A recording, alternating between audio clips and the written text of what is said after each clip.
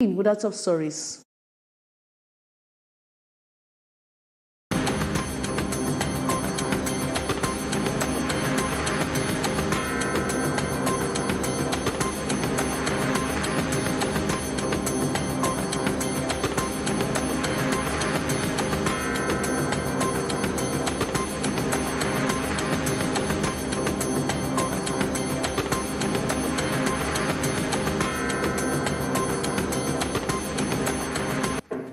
The June session of Parliament opens tomorrow at the Yaoundé Conference Center and is expected to run for the next 1 month. The members of Parliament at this session have as main focus to work on the budgetary orientation for 2024 state's budget.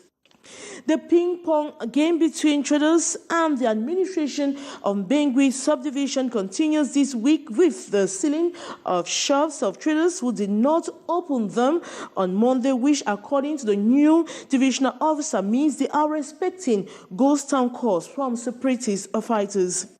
And after numerous postponements, some 14 CRM detainees appeared before the habeas corpus judge Tuesday at the Central Court of Appeal in Yaoundé. Those were major stories. Titles right ahead.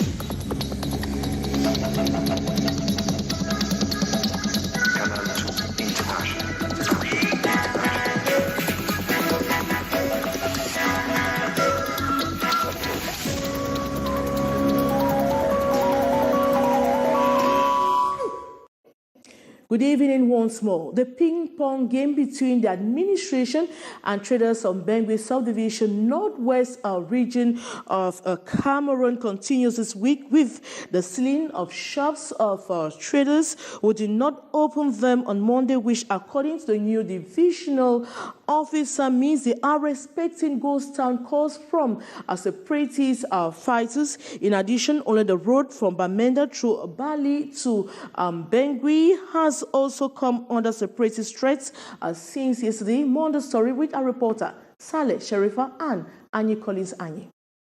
The rifts between the administration of Mbengui and traders of the bond market has again deepened with the resealing of some shops on instructions from the senior divisional officer for Momo in a bid to counter the respect for ghost towns called for by the separatist fighters on the evening of the last National Day celebrations. So I was merely acting according to instructions given to me by my supervisory authority, who is the SDO of the division. In solidarity with their affected colleagues, other traders shut up their own sheds, but after a meeting last Thursday, the sheds were reopened by the administration with the warning to be sealed again should the traders continue to hit to ghost town calls.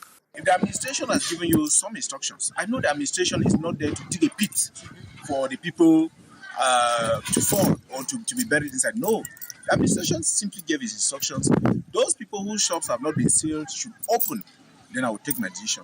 Last week, they did it just for a day and a half, and they closed up. On their part, the traders have been lamenting that their economic investments are in jeopardy owing to several threats from anonymous sources if they do business on Mondays. To add salt to an injury for several weeks now, even the road linking Bamenda to Bengui has not been functional. Worst of all, the lone alternative road that goes through Bali is also reported to be deserted as well since yesterday, Tuesday, June 6. It should be noted that there is actually no physical barricade on the roads, but just the fear of the unknown keeps commuters away. As a result, the populations of Mbengui, Ngie, and Jikwa subdivisions are presently cut off from the rest of the Northwest region. After numerous postponements, some 14 CRM militants appeared before the habeas corpus judge yesterday at the Central Court of Appeal in the nation's political capital, Yaoundé. This time, their defense lawyers are also asking for a rejoinder procedure that is hearing of all the detainees at the same time. Rendezvous has been taken for June 20. As we end the following report with our reporter, Beatrice Ngamu. Some 14 CRM detainees made appearance at the Central Court of Appeal Tuesday and for the first time before a judge who confirmed have in their documents. Habeas corpus request in progress. But this time around, a collective of lawyers for CRM detainees came with a new demand. A joinder procedure, an opportunity for all the detainees to appear and be tried at the same time. It is possible, they believe, and in order to do so, all the necessary documents, records, needs to be prepared in that light. Judge Jean Dachua adjourned hearing to next Tuesday, June 20. The sign this far promising as the Cameroon Renaissance Movement CRM party is waiting patiently. Donc l'affaire vient le 20 juin, nous serons là et nous espérons que pour une fois, and we hope for the first time our voice will be heard at the Centre Court of Appeal, presided by more experienced magistrates. All hopes we are keeping till the end. This as the CRM militants are victims of arbitrary arrest, not far from the appeal court. Tuesday also, the habeas corpus request introduced last December for some 37 other CRM detainees rejected by Judge Gaston Canal. They are having up to 5 days to tender another appeal demand. Passengers on board buses in different travel agencies across the city of Douala or in the littoral region as a whole have been urged to denounce malpractices, especially caused by drivers that put their lives in danger. The clarion call is from the divisional delegate for transport was on the field today. The transport experts officially launched road safety campaign at the start of the long vacation. More in the following story. The driver of these buses in these travel agencies ready to ply the highway, but the technical state of the bus is questionable. Transport officials, after checking the tires and sections, called the attention of the agency head, warning such buses should be taken off the roads as they constitute death traps. Parmi ces mesures, il y a le port de la ceinture de sécurité. J'espère que vous connaissez l'importance de la ceinture de sécurité. In this other burst, transport officials sensitize passengers on the need for them to respect safety measures like putting on seat belts while on board, the first aid box and other vital documents are scrupulously checked.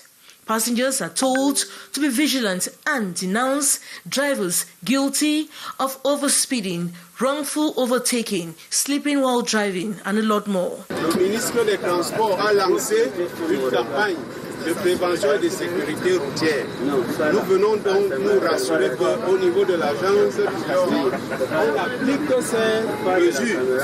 Another area of interest was this restroom for drivers. At the time of the sensitization tour, we met more than 3 drivers dozing up in this restroom to weed off fatigue before taking to the highway. Fatigue of drivers is accountable for countless road accidents. We took many aspects. We took the wheel, yes, and the tires. We went to the room of grave ice. We sensibilize passengers. The sensitization and awareness campaign in travel agencies in Douala, June 7, marks the official launch of road safety and zero road accidents during this long vacation, as earlier prescribed by the Ministry of Transport. It should be recalled, in just 2 weeks in Cameroon, close to 50 persons have lost their lives on the highway. To settle its debts and assist households in the current inflationary situation in Cameroon, by the head of state, Paul Biya, as Parliament opens tomorrow, June 8, parliamentarians and senators are expected to focus discussion on the budget adjustments. As you hear the following story with our reporter, Gladys Ambo. By increasing the state budget by 381.8 billion francs CFA, the total for the 2023 finance year will move to 6,726.9 billion francs CFA. According to the decree signed by the head of state on June 2nd, the general budget will increase by 367.7 billion francs CFA and special appropriation accounts by 14.1 billion francs CFA. The adjustments, according to experts, are measures being undertaken to meet up with certain exigencies. It is a procedure that procedure is authorized by the finance law in Cameroon, that when there are certain circumstances that were not prevented by the government, they have the right to readjust the budget in order to face the new situation. La loi de finances rectificative 2023. The amendment on the 2023 finance law presents austerity and social measures, and I would say the austerity measures are entirely dictated by the International Monetary Fund. This involves, for example, Cameroon's debt. Tout cela pour rembourser les dettes du Cameroun. With the recent increase in fuel prices as a result of cuts in hydrocarbon subsidies that further worsen the inflationary situation in Cameroon, government also intends to assist households and crisis zones with parts of the expected budgets.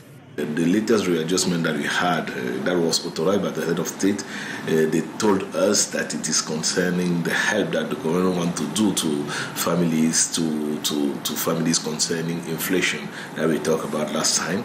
That is the first point, and they also want to war with Boko Haram and also those our region, the north and the northwest and southwest region that are facing many difficulties relating to the current instability during the past times. The revised budget provides for a decrease in current expenditure of close to 100 billion francs CFA as the government intends borrowing 200 billion CFA francs to meet up. The session of Parliament that opens Thursday, June 8, 2023 will certainly focus on the revised state budget. And as you heard in that report, the June session of Parliament opens tomorrow, Thursday, June 8, at the Yaoundé Conference Center and is expected to run for a period of 1 month. The members of Parliament this session have as main focus to work on the budgetary orientation for 2024, still finding out history. As to the opening of the June ordinary session of Parliament, the lawmakers are making their way into the nation's political capital, converging here at your usual parliamentary hotel, a catch-up moment with colleagues after 3 months of separation. The people's representatives expressed readiness to tackle the budgetary orientation session, especially with the latest increase of the 2023 state's budget by the President of the Republic to fast-track the reconstruction of the North-East, Southwest and Far North regions. That is one of the burning issues, and that is one of the areas where I think that we need answers. We need very concrete answers. What is happening? The people are waiting for the reconstruction, and there are many areas, of course, that the people are really waiting for. And so we think that the government will give us, concrete answers to all of that. And at the Senate, here at the Yaoundé Conference Center, all is set for tomorrow, Thursday, June 8. We have just ensured that all the directors, all the stakeholders involved are doing their job rightly.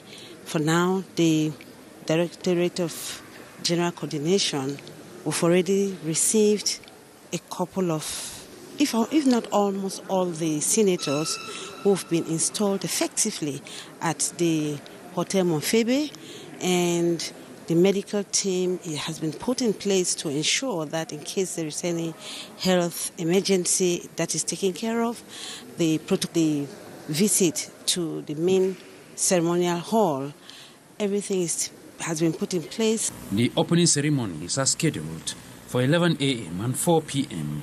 for the lower and upper house, respectively.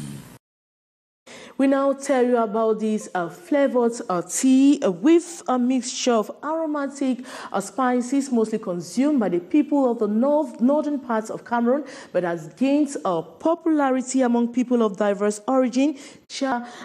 Corner at the Briqueterie neighborhood in the nation's political capital, Yaoundé, has story. Inside these bubbling pots, the composition for chai tea, taking color and taste. Tea leaves from Cameroon for some, foreign for others, combined with waters, cloves, ginger, aromatic spices and others.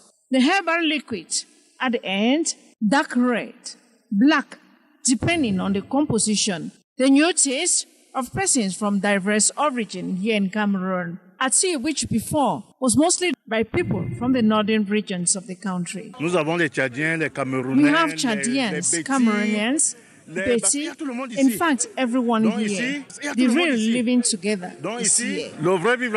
With Shai, anytime is tea time. From morning till night, people drink, especially with the belief attached to it, medicinal and fortifier. Ça te fait digérer. Herbs in digestion. You'll have no stomach pain. Ça soigne l'estomac, ça donne. It stimulates appetite. It's very nice. Très bon même. People who eat always do so with their cup of chai. Flavored tea beverage are kept in different flasks depending on the type and taste. Sweet and non-sweet. Serve in cups and glasses. Il y a le sucré, le non sucré, mélangé avec le ginger. The briqueterie neighborhood in Yaoundé is one of the hubs for the consumption of this local tea, Shai. And it is also common to see hawkers with flasks moving around the neighborhoods selling. Adamu, like the many who are dead in this business, are living happily with their families. Married with children going to school, Shai is their livelihood. And we now talk sports. Cameroon's national football team first delegation has arrived San Diego last night ahead of Cameroon's crucial friendly encounter with Mexico head coach Rigobert Song and members of the technical staff and some key players includes Collins Fai, Kunde Malong, Ben Elliott, Njoku, Nicolas Kulu, Davis, Epasi, Fabrice Onana have all gained or comfortably occupied the headquarters in San Diego. Just to note that Cameroon will take on Mexico in a friendly game at Snapdragon Stadium of San Diego at 3 p.m. That's on Sunday. Diaspora fans of the Indomitable Lions have been excited about the crucial friendly game. They spoke to a special envoy to San Diego, Mark Shamu. And that was it for this edition of the Primetime Newscast on Canal, in the English language on Canal de International. Thanks so much for watching. But coming up next is The Brief with Lil Pietro. As for me, I'll be back same time tomorrow. Good night.